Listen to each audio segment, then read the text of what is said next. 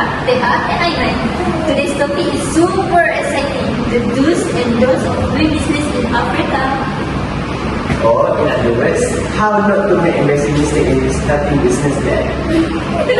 Trust me, Aiman, you will need these tips too.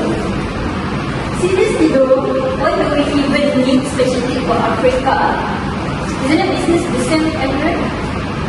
Good question. Africa is not one big market. It's 54 different countries, 1,000 languages, cultures, and ways of doing things.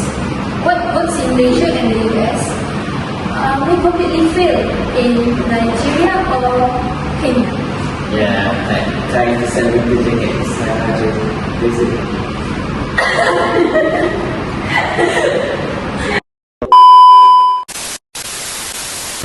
Okay, let's start with the do's. What must we do when doing business in Africa? First one, build relationship first. Relationship matter more than fast skills. You need to meet people, gain their trust first, then talk about business. Yeah, so not emailing prices and expecting them to fast forward. Exactly. Personal connection first, business later. Second one, respect culture. Always respect local customers. Greetings, title, and dress code. In many places, calling someone Mr. or Chief is important. So actually show up, see this and call your boss bro. Mr. The third one, understand local needs. Each country has unique customer needs. What people want in South Africa is not what people want in Egypt. So you actually know what is wrong. Okay, fourth one is be patient. Time works differently. Meetings may start late. Processes can take longer. So patience is key. You see, we take time, you see.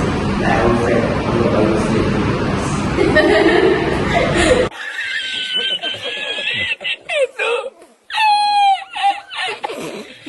So last but not least, follow laws. Study local laws, get proper permits, and pay the right taxes. No shortcuts. Otherwise, your business could be in trouble. Or worse, bang.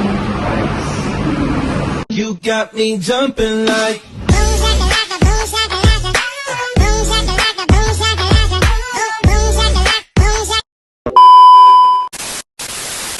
Okay, now the dangerous part. What not to do.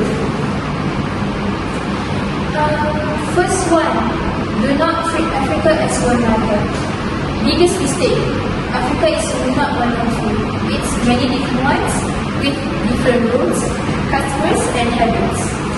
So it's like saying all Asian answers wrong and left. Second one, do not ignore the government. In some countries, government approvals are crucial. Skipping this step can kill your business before it's even started. Always do the paperwork. Okay, third one, do not be aggressive in negotiation. Soft skills win.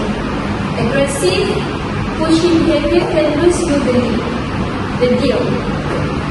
No shopping for the price, boss. I like pockets. Yes. Do not fourth one, do not overpromise. Overpromising and under-delivering will break trust fast. Deliver what you promise, or even less, but better. For business, there's a price. Last but not least, do not discuss sensitive topics.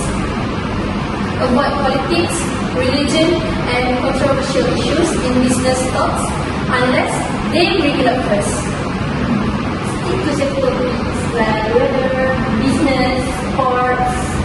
Or how about your class? Yes.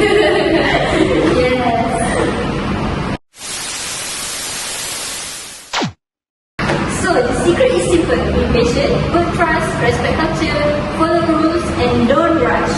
And always treat each African country as unique. And don't sell snows to Nigeria. Thanks for joining us on Business Talk with Rara, Teha, and I. See you next time for business tip from around the world. Bye-bye!